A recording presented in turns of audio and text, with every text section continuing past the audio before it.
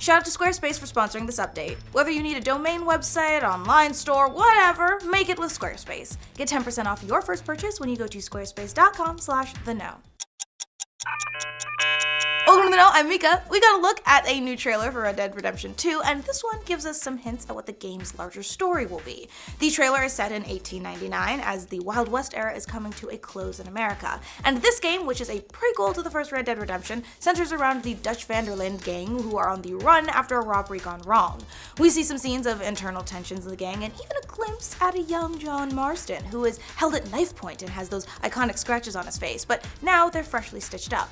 This game, though, centers around outlaw Arthur Morgan, who is also a member of the Vanderlyn gang. A description from Rockstar says, with federal agents and the best bounty hunters in the nation massing on their heels, the gang must rob, steal, and fight their way across the rugged heartland of America in order to survive. As deepening internal divisions threaten to tear the gang apart, Arthur must make a choice between his own ideals and loyalty to the gang who raised him. So that sounds like a rootin' tootin' shootin' good time to me. The game releases for the PlayStation 4 and Xbox One on October 26th, and you know what? Let's all pray to the video game gods it won't get delayed again. Get ready for more mobile games from Nintendo. The company's incoming president, Shuntaro Furukawa, says that he wants to expand their mobile presence with more games, and he's hoping to duplicate the success of games like Pokemon Go. Well, no shit, we're pretty sure every game wants to do that.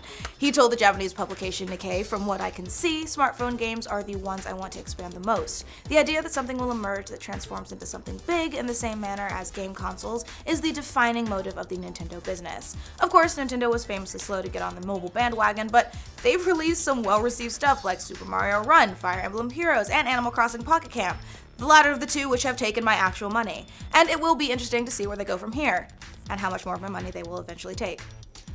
Call of Duty Black Ops 4 isn't due out until later this year, but developer Treyarch is teasing fans about what might be in the game's multiplayer component. Yesterday, Treyarch tweeted an image of what looks like new perks in the game with the caption, "Don't worry, we know some people," which has its perks. Subtle. That tweet was in response to one gamer who worried on Twitter that they might be doing away with perks and score streaks in the new game.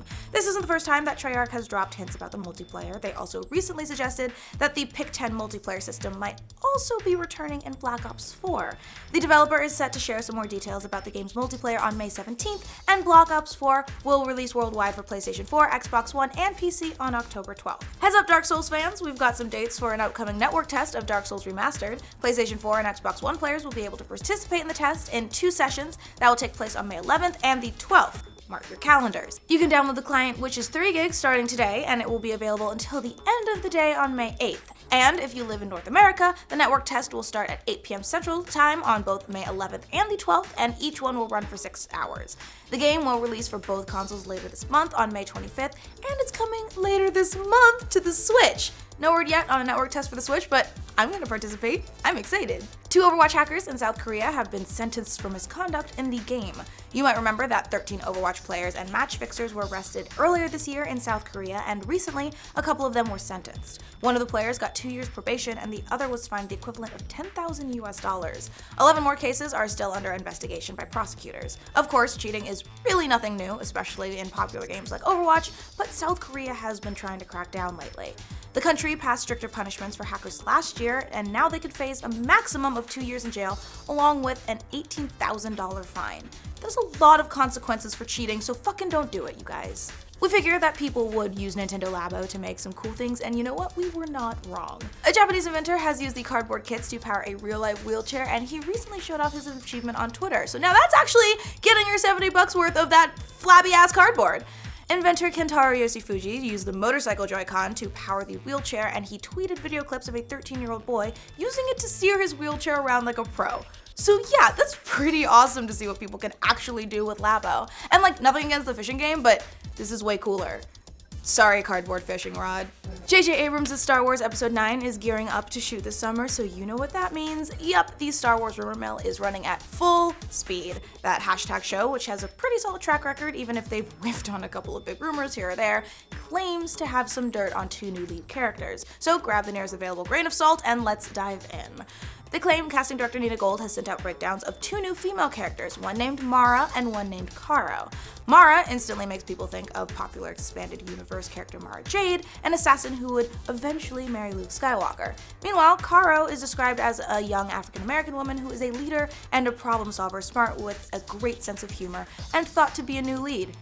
Hey Star Wars, call me. A few things to remember though: fans love to troll these geek outlets with fake news, and throwing in popular expanded universe character name is a big red flag that this could be BS. We also didn't hear the names Rey, Finn, Poe, BB-8, Kylo, Snoke, Rose, or Holdo until well after episodes 7 and 8 were shot, and at this point in the process on The Force Awakens, Rey was still being called Kira internally. So even if that hashtag show is right on the money, these probably aren't the names you'll hear when you're sitting in the theater December of next year. Still, part of the fun of being a Star Wars fan is processing all these rumors, true or not, and that's the latest. Expect a lot more crazy casting and character rumors to come in as we get closer to the July shooting date, expected for episode 9, and seriously, Star Wars, call me. I could be smart and solve problems. I got you.